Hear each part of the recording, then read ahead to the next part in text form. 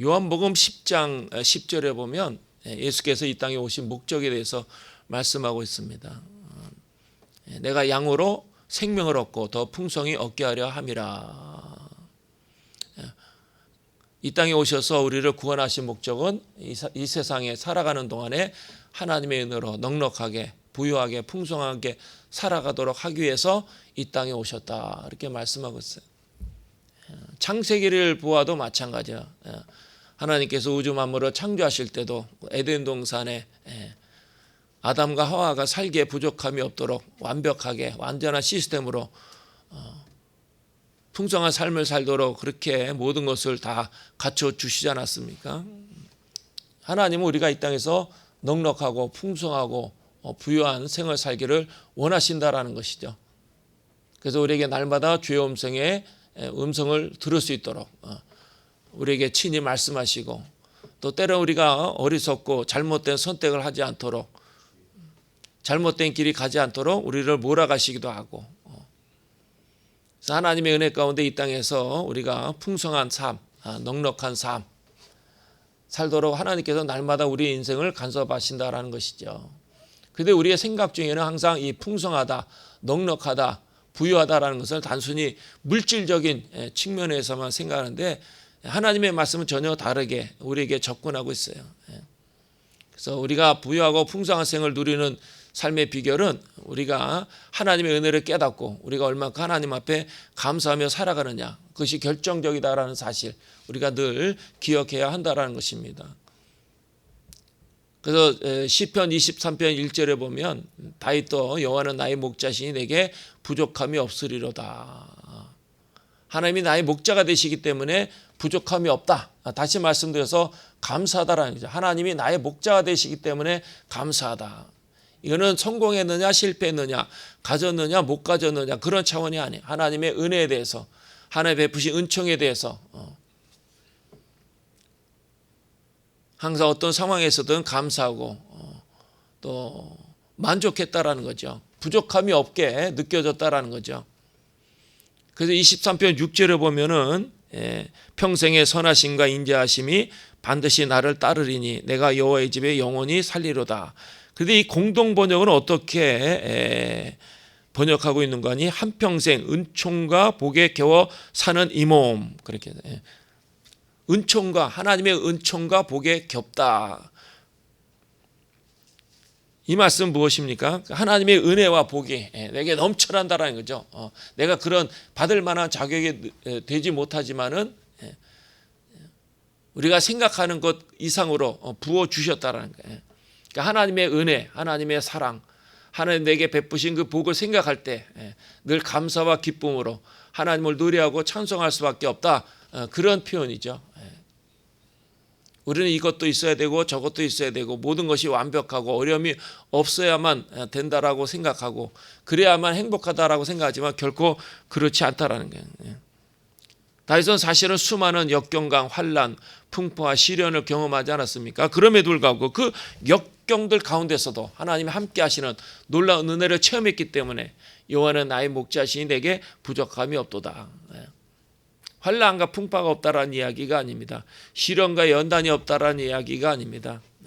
삶의 사건이 없었다라는 그런 이야기가 아닙니다. 어떤 형편에서든 어떤 처지에서든 그 하나님의 은혜를 생각하면 감사하다라는 거죠. 그래서 여호와는 나의 목자가 되시기 때문에 내 인생을 이끄시는 주인이 되시기 때문에 내가 감사하고 기쁘고 행복하다라는 거죠. 사도 바울도 마찬가지예요. 빌립보서 4장 11절에 어떤 형편에서든 내가 자족하기를 배워노라 그렇게 고백하지 않습니까? 그 많이 가진 사람, 많이 배운 사람만이 행복한 것이 아니에요. 그런 사람들이 부유한 것이 아니에요. 어떤 형편에서든 감사하는 사람, 그 사람이 행복한 사람이고 부유한 사람이다라는 거예요. 그래서 예수께서 이 땅에 오신 목적이 양으로 생명을 얻고 더 풍성히 얻게 한다. 풍성히 얻게 한다. 부유하게 하고 넉넉하게 하고 풍성하게 한다는 것은 감사가 넘치는 삶을 살게 하시도록 이 땅에 오셨다는 거예요.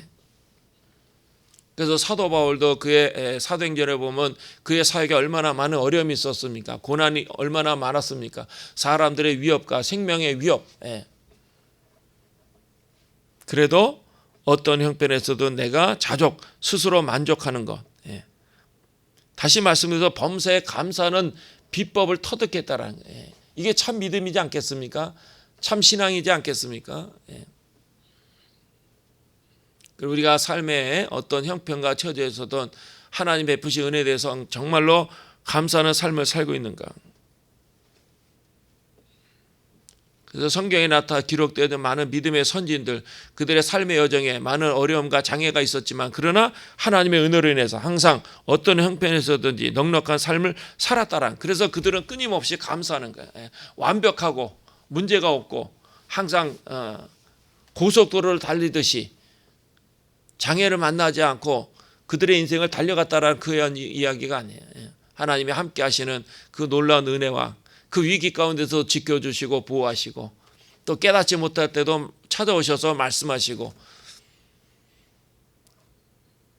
그 하나님의 놀라운 은혜와 사랑을 생각하면 감사한 것, 감사. 우리는 우리 인간의 생각과 그 기준으로 모든 것을 해석하고 판단하고 분석하기 때문에 불만이 많은 거죠. 섭섭하고 안타까운 거죠. 그러나 하나님의 안목으로 바라보면 모든 것이 하나님의 은혜고 하나님의 사랑이고 그래서 감사할 수 있는 거예요. 오늘 현대 그리스도인들이 정말 하나님 앞에 얼마만큼 감사하고 있는가. 우리의 믿음의 선진들은 생명을 바치고 자기가 가진 모든 것들을 다 드려도 그래도 하나님 앞에 감사하고 하나님께 찬송하고 그들의 마음속에는 늘 감격과 기쁨이 넘치는 거예요. 예수 그리스도를 믿고 따르는 것이 얼마나 신나고 즐거운가. 자기의 모든 것을 다 드려도 아깝지 않은 거죠. 우리는 삶의 여정, 삶의 형편이 예전보다 좋아졌지만 그럼에도 불구하고 감사는 좀 부족하지 않은가. 모든 것이 하나님의 은혜고 하나님의 사랑이고 하나님의 자비고. 그래서 참된 신앙이라는 것은 감사하는 마음이 뒤따르는 거예요. 하나님의 은혜, 하나님의 약속의 말씀, 그 하나님의 그 놀라운 사랑을 우리가 기억하지 못하기 때문에 날마다 묵상하지 못하기 때문에 안타깝고 섭섭하고 그저 끊임없는 인간의 욕심, 인간의 생각, 나의 아집과 편견에 사로잡혀서 불만족스러우니까 감사가 없는 거죠. 사실 우리가 이 땅에 존재하고 이 땅에 살아가는 것 자체만 해도 하나님의 은혜이지 않겠습니까? 제가 젊은 날에 노도 강풍과 같은 그런 질풍노도와 같은 그런 많은 일들을 경험하면서 때로는 아프고 절망스럽기도 하고 답답하기도 하고 그런데 하나님의 은혜가 찾아오니까 내가 살아있기 때문에 이 땅에 존재하기 때문에 때로는 이런 아픔도 있고 슬픔도 있고 낙심도 있고 고통도 있는 것이 아닌가. 내가 살아있는 것 자체가 얼마나 하나님 앞에 큰 은혜인가. 그래서 감사했어. 감사. 우리가 살아있지 않는다면 그런 고통도 아픔도 슬픔도 고민도 갈등도 하지 않겠죠. 내가 살아있기 때문에 우리가 의식이 분명하기 때문에 내 안에 분명한 자아가 세워져 있기 때문에 이것저것 생각하고 그러면서 때로는 아프기도 하고 낙심이 되기도 하고 흔들리기도 하고 슬프기도 하고 답답하기도 하고 우리는 그것을 고통이라고 생각하지 한번 내가 내 인생에서 한 발쯤 뒤로 물러서서 내 자신을 바라보면 감사한 거예요. 감사. 그 모든 것 때문에 하나님의 은혜고 감사하고 그런 과정을 통해서 하나님이 우리를 얼마나 사랑하시는지 하나님의 그 뜻과 계획이 얼마나 높고 위대한가. 이전에는 생각하지 못했지만은 하나님을 알고 예수 그리스도 경험했기 때문에 그런 깨달음도 찾아오게 되고 행복이라는 건 소유에 있는 것이 아니에요. 깨달음이 있는 거예요. 그런 놀라운 하나님의 역사하심에 대해서 우리가 깊이 깨달을 때 진심으로 감사하게 되어지는 거죠.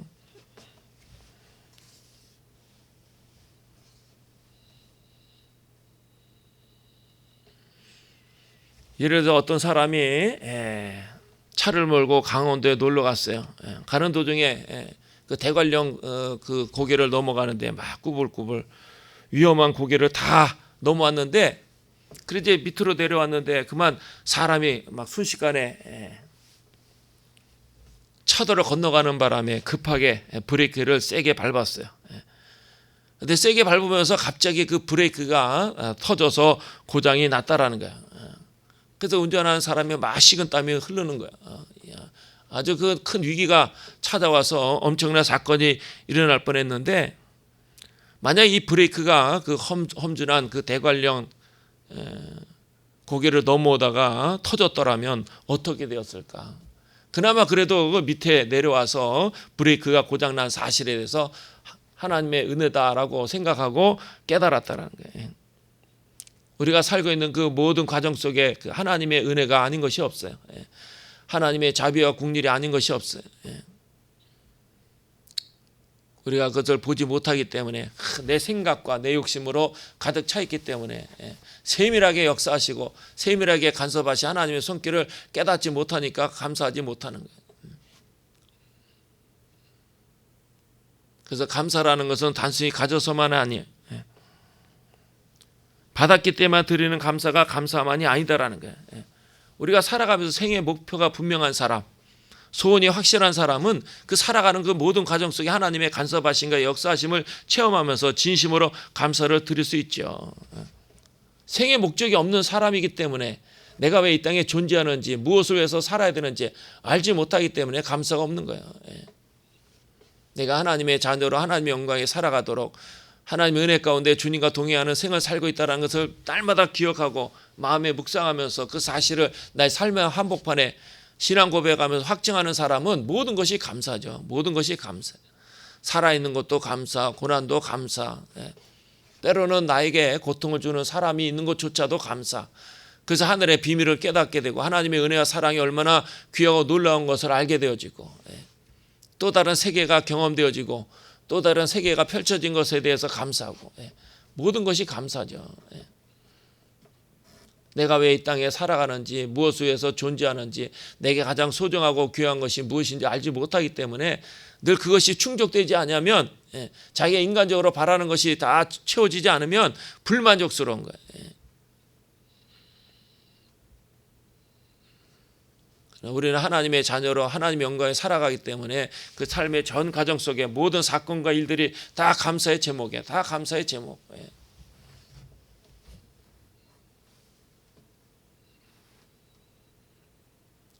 그런가 하면 또 그 나에게 복을 주신 분이 누구인지 모르기 때문에 감사할 줄 모르는 거죠.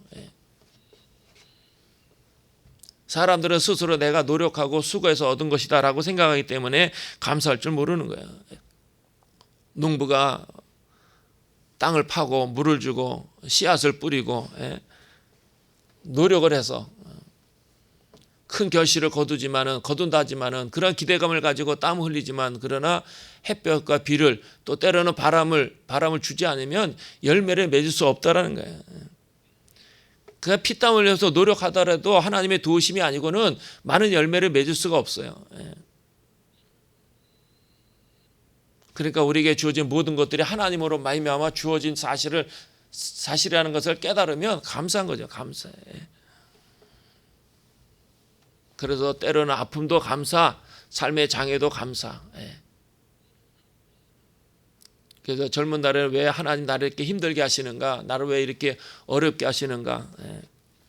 그러나 그 모든 과정을 통해서 하나님을 바라보게 되고, 그런 아픔과 고통을 통해서 세상과 타협하지 않고, 세상의 악한 것을 가까이 하지 않고 하나님의 자녀로 살아가게 된 것이 얼마나 감사한가.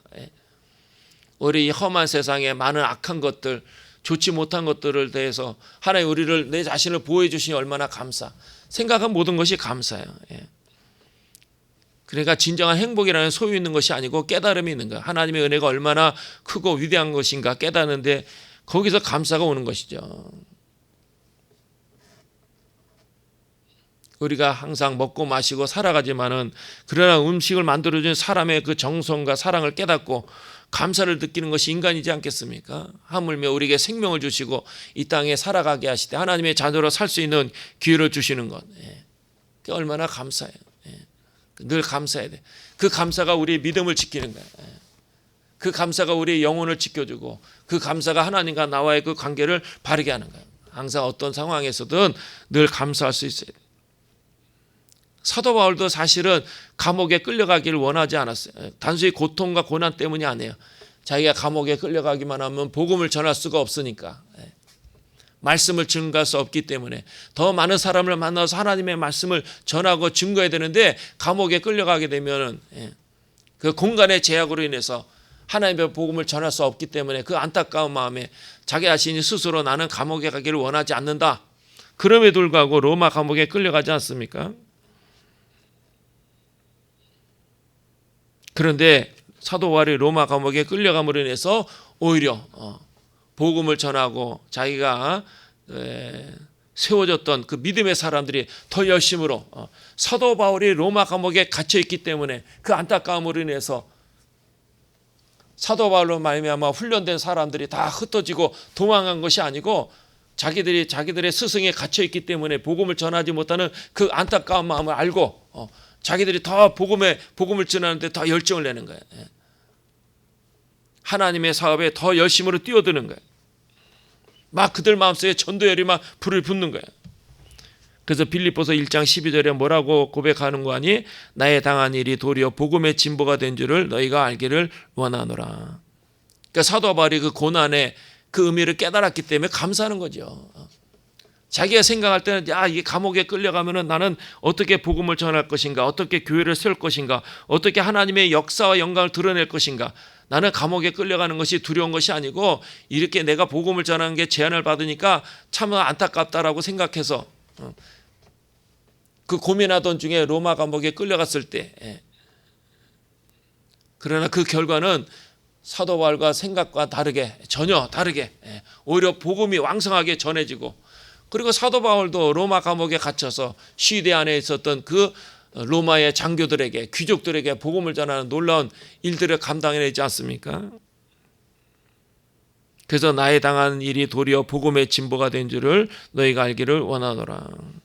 오늘 본문에서도 4절에 그리스도 예수 안에서 너에게 주신 하나님의 은혜로운 말미암아 내가 너희를 위하여 항상 하나님께 감사한다.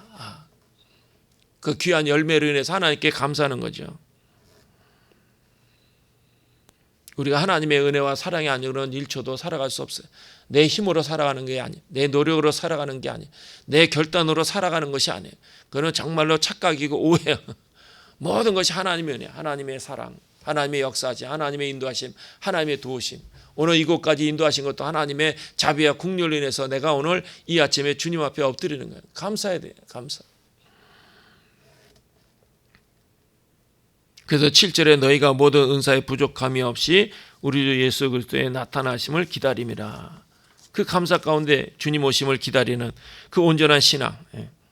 그래서 8절에 주께서 너희를 우리 주 예수 그리스도의 날에 책망할 것이 없는 자로 끝까지 견고하게 하시리라. 단순히 이게 믿음만이 아니야. 하나님 앞에 감사하는 자만이 예수 그리스도의 날에 책망할 것이 없는 자로 끝까지 견고하게 설 수 있는 거야. 우리가 어떤 형편과 처지에 있던 다소 부족하고 내 기대와는 다를 수 있어요. 나의 계획과 다르고 내 생각과 다를 수 있어요. 그러나 끊임없이 감사가 내 믿음을 지켜주고 하나님과 나와의 관계를 바르게 한다는 사실을 늘 기억하고 날마다 감사가 넘치는 생을 사는 저와 여러분이 되기를 바랍니다. 기도하겠습니다.